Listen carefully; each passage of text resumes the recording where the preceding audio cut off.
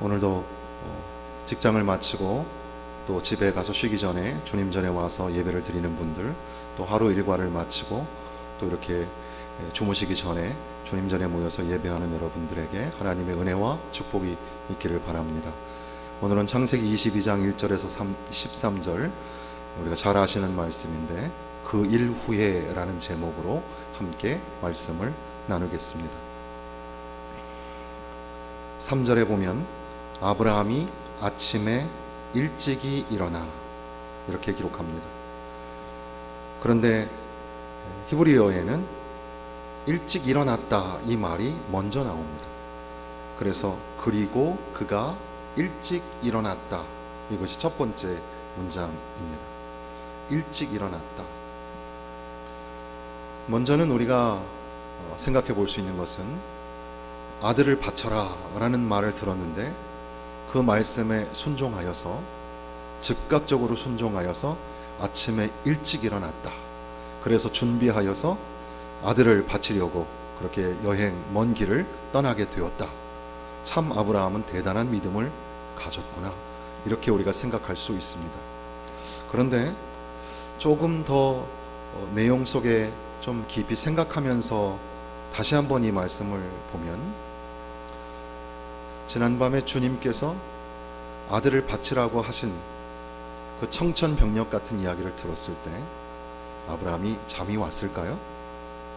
잠이 오지 않았을지도 모릅니다. 밤새 끙끙 앓았을지도 모릅니다. 그러니까 어떻게 보면 뜬 눈으로 밤을 지새웠는지도 모릅니다. 그리고 아침에 일찍 일어났다. 그러니까 그 아들을 바치라는 그 말씀 앞에 사랑하는 아들을 바쳐야 하는 그 심정, 그 고통스러운 심정으로 잠을 이루지 못하는 아버지의 마음도 거기에 분명히 담겨져 있을 것입니다. 더군다나 3절에 그 말씀하시는, 2절에 말씀하시는 하나님께서는 네 아들, 네 사랑하는 독자, 그런데 사실 히브리어에는 너라는 단어가 3번이나 나옵니다. 그래서 너의 아들, 너의 사랑하는, 너의 독자, 너라는 말을 3번이나 반복을 하는 거죠. 마치 이삭이 너의 아들이냐? 그렇게 묻는 것 같은 그 말이 자꾸 마음에 걸리는 아브라함은 그래도 하나님의 말씀에 순종하여서 이삭을 데리고 모리아 산으로 가려고 아침에 일찍 일어나서 길을 떠나려고 합니다. 그 마음이 얼마나 고통스럽고 얼마나 무거웠을까, 이것이 이 이야기의 출발점이 되는 겁니다. 아침 일찍 일어나서 나귀에게 안장을 지우고 두 종과 이삭을 데리고 출발을 합니다. 번제에 쓸 나무들을 손수 준비합니다. 종이 있는데 왜 주인이 나무를 손수 준비했을까? 가지들을 이렇게 쳐서 잘 번제로 쓸 수 있도록, 불을 붙일 수 있도록 나무를 준비했는지, 아니면 장작을 팼는지 정확하게 알 수는 없지만, 문학적 내러티브로 읽는 사람들은 여기에서 문학 읽기를 할 때 이렇게 읽습니다. 종들이 하는 일을 손수 아브라함이 하는 것이 매우 독특한데, 혹시 하나님의 말씀을 따르면서도 아버지로서의 정을 억제할 수 없어서 그래서 장작을 패는 것으로나마 자기의 그 고통스러운 심정을 해소하려고 그런 건 아니었을까, 그렇게 행간을 읽어보기도 합니다. 아무튼 우리도 가히 짐작할 수 있는 것은 나무를 준비해서 종들과 함께 이삭을 데리고 떠나는 아브라함은 그 마음이 찢어지듯 아팠을지도 모릅니다. 브엘세바를 떠나서 이틀을 걷는 동안 아브라함은 한마디도 하지 않습니다. 침묵이 흐릅니다. 사흘째 되던 날 드디어 아브라함이 입을 열어서 종들에게 말하기를, 너희는 나귀와 함께 여기 머물러 있어라. 나무는 이제 이삭이 지고 갈 거다. 죽어야 할 아이가 나무를 지고 하루 길을 더 가야 하는 그 상황. 그런데 이삭은 또 아버지에게 묻는 겁니다.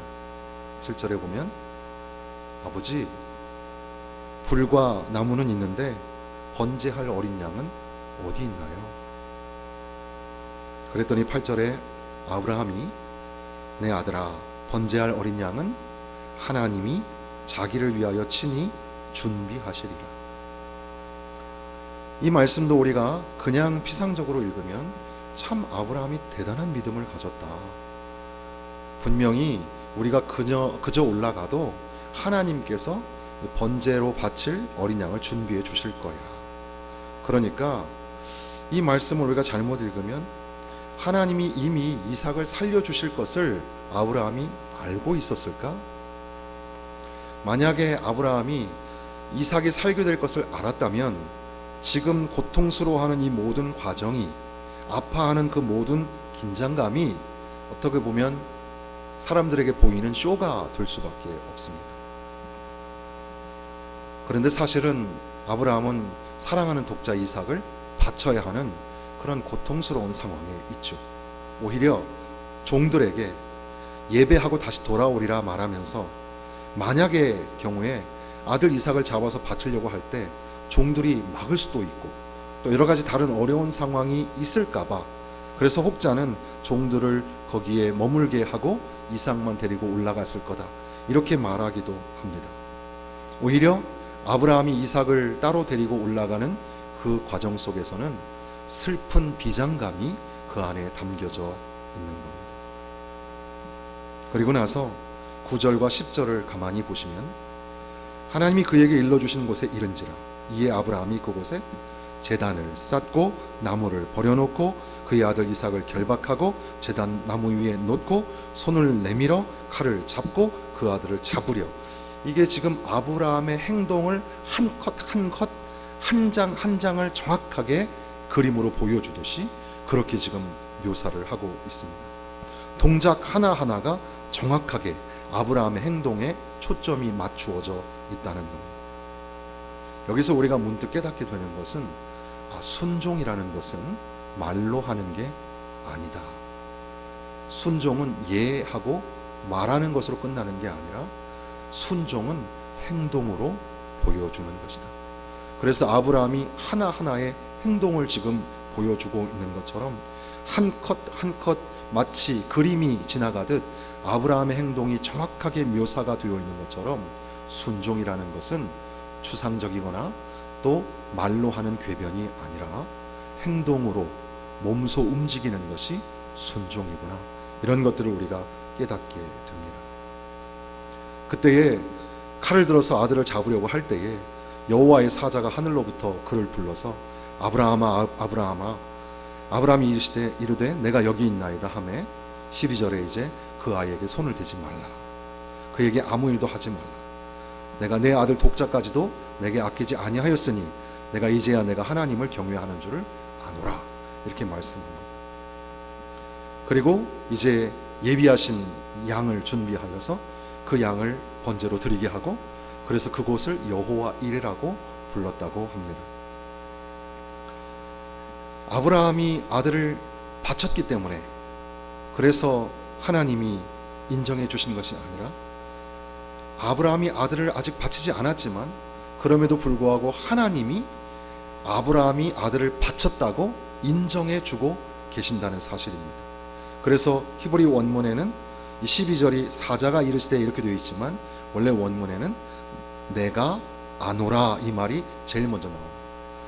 하나님이 아시고 하나님이 인정하시는 것이 중요하지 내가 무엇을 드렸느냐가 중요한 게 아니라는 겁니다.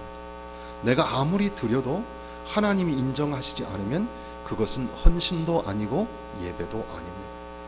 그런데 우리가 좀 미흡하고 부족한 것 같아도 하나님이 인정하시고 하나님이 받으시는 것이 예배고 섬김이며 순종이라는 사실을 우리가 깨닫게 되는 거죠.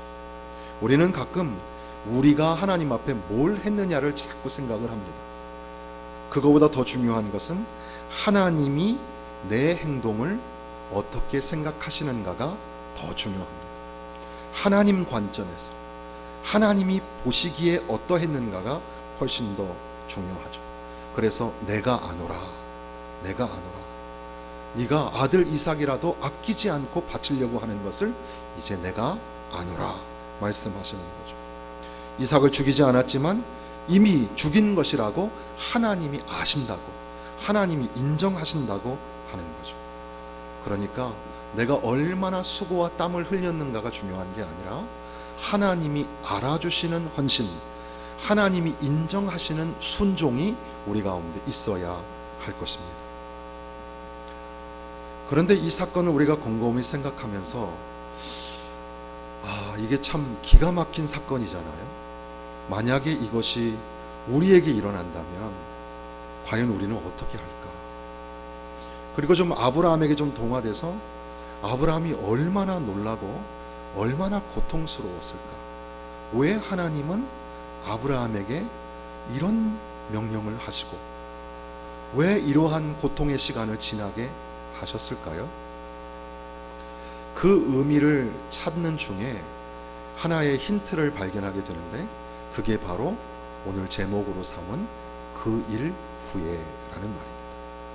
1절에 보면 그 일 후에라고 되어 있습니다. 그 일 후에라고 되어 있지만 히브리어에는 이러한 일들 후에, 그러니까 여러 일들 후에라고 번역이 돼야 하죠.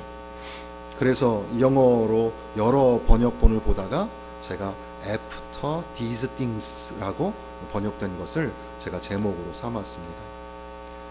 이게 히브리어에서는 아브라함에게 지난 날부터 지금까지 주어주신 그 축복과 언약의 모든 말씀의 총칭으로서도 설명하지만 이 단어가 어떤 특정한 사건을 이렇게 예를 들 때 그 사건 후에, 그 사건들, 그 일들 후에 이렇게 표현한다는 겁니다. 어떤 일들이 지나갔는가? 21장 마지막 절에 보면 블레셋 사람의 땅에서 여러 날을 지냈더라 이렇게 되어 있습니다. 아브라함은 그렇게 꿈에 그리던 독자 이삭을 얻게 되었습니다. 얼마나 이뻤을까?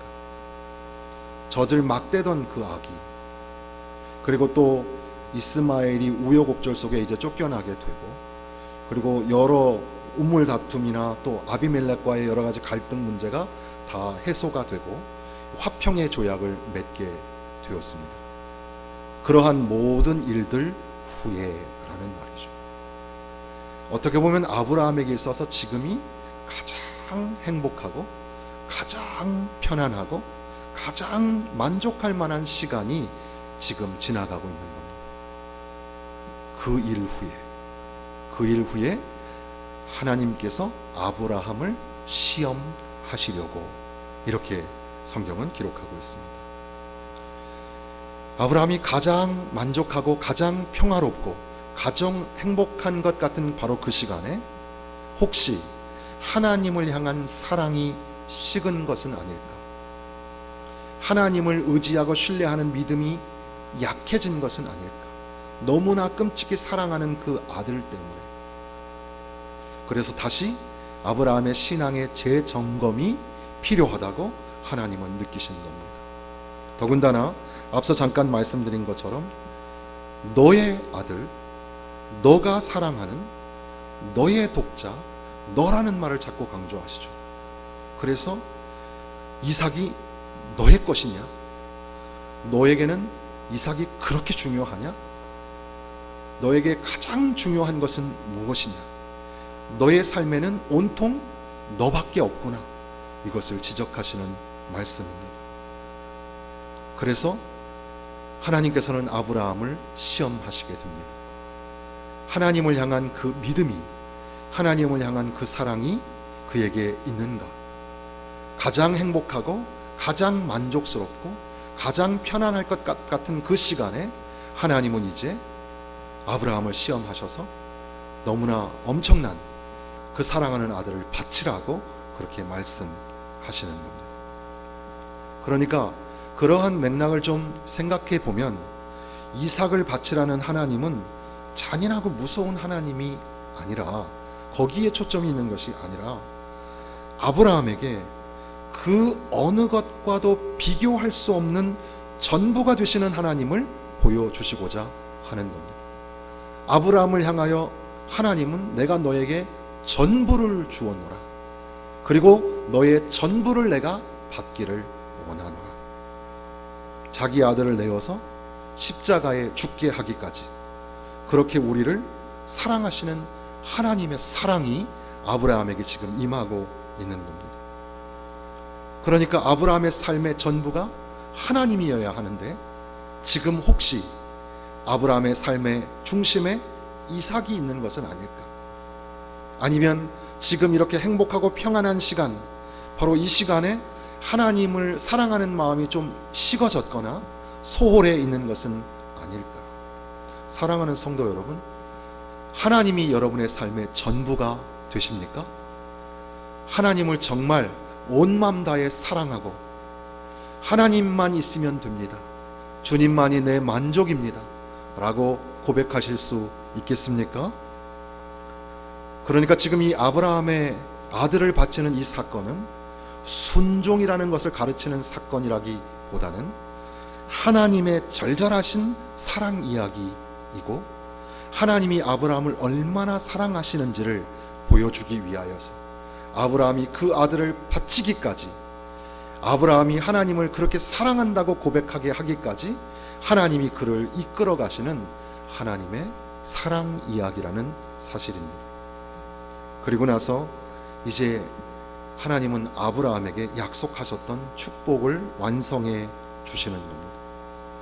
창세기 12장에 이미 기록하였던 것처럼 내가 너로 큰 민족을 이루고 내게 복을 주어 내 이름을 창대하게 하리니 너는 복이 될지라. 너를 축복하는 자에게는 내가 복을 내리고 너를 저주하는 자에게는 내가 저주하리니 땅의 모든 족속이 너로 말미암아 복을 얻을 것이라 하신지라.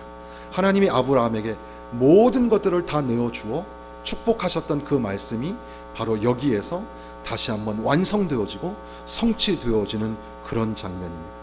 그래서 다시금 여호와의 사자가 하늘에서 두 번째 아브라함을 불러서 16절에 보니까 이르시되 여호와께서 이르시기를 내가 나를 가리켜 맹세하노니 네가 이같이 행하여 내 아들 독자 내 독자도 아끼지 아니하였은즉 내가 내게 큰 복을 주고 내 씨가 크게 번성하여 하늘의 별과 같고 바닷가의 모래와 같게 하리니 내 씨가 그 대적의 성문을 차지하리라. 또 내 씨로 말미암아 천하 만민이 복을 받으리니 이는 내가 나의 말을 준행하였음이니라 하셨다 하니라.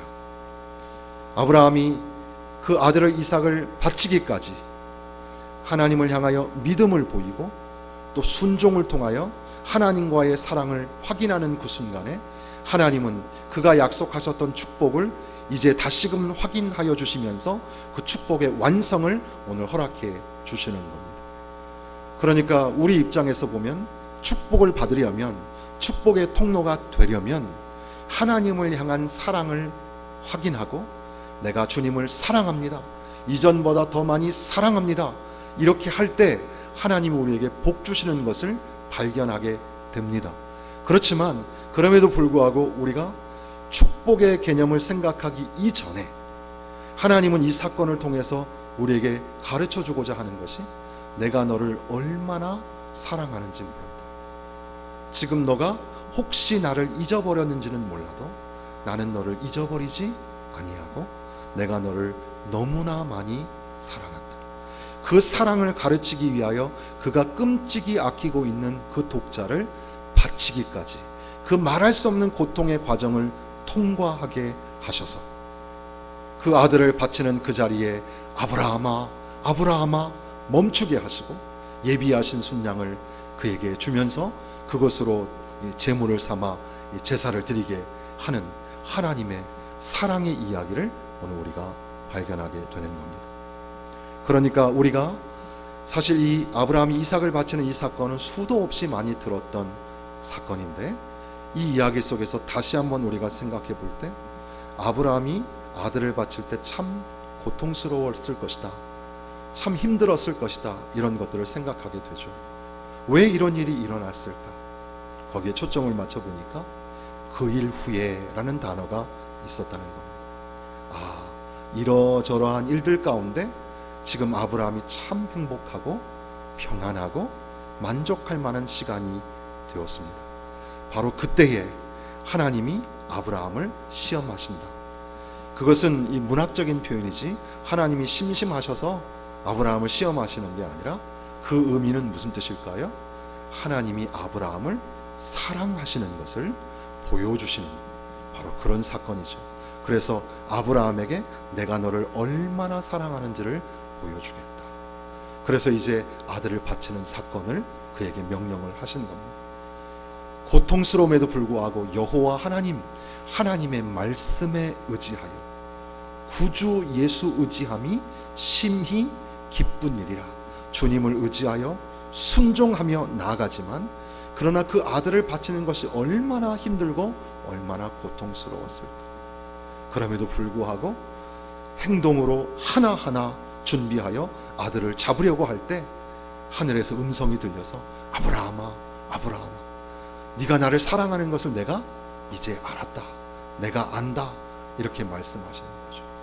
그리고 아브라함이 행동을 통하여 그 순종을 통하여 하나님을 향한 사랑을 고백하였을 때 하나님은 이제 아브라함을 향하신 절절하신 사랑을 고백하시고 그가 이제 아브라함에게 언약하셨던 그 축복을 이루어 주시겠노라고 말씀하시는 겁니다. 이러한 사건이 오늘 우리에게 동일하게 일어나지는 않겠지만 그럼에도 불구하고 오늘 우리에게도 이렇게 묻지 않으시겠습니까? 과연 네가 나를 사랑하느냐? 네가 가장 아끼는 자녀 그리고 네가 가장 아끼는 그 무엇과도 나와 비교할 수 없고 오직 나만 있으면 되겠느냐? 그렇게 물으시는 거죠. 그리고 그 질문에는 그런데 내가 너를 그렇게 사랑한단다. 내 몸을 들여서라도 내가 너를 사랑한다. 그래서 우리에게 사랑하는 독자를 내어 주셨습니다. 그가 십자가에서 피 흘려 죽어 주시기까지 그렇게 우리를 사랑하셔서 우리를 건지시고 우리를 살리시고 우리를 통하여 축복의 통로가 되게 하여 주시고 영생과 천국을 우리에게 허락하여 주신 줄로 믿습니다. 그러니까 오늘 이 사건을 통해서 우리에게 주시는 명료한 말씀은 뭐냐 하면 하나님이 우리를 사랑하신다. 누구누구 권사야 누구누구 집사야 내가 너를 사랑한다. 내가 너를 얼마나 사랑하는지 모른다. 그런데 너는 나를 사랑하느냐? 이렇게 물으시는 하나님의 음성 앞에 오늘도 함께 기도할 때 주여 내가 주님을 정말 사랑합니다. 이 사랑 변치 않고 주님만 믿고 주님만 의지하며 살겠습니다. 이런 믿음의 고백으로 우리 함께 기도할 수 있기를 바랍니다.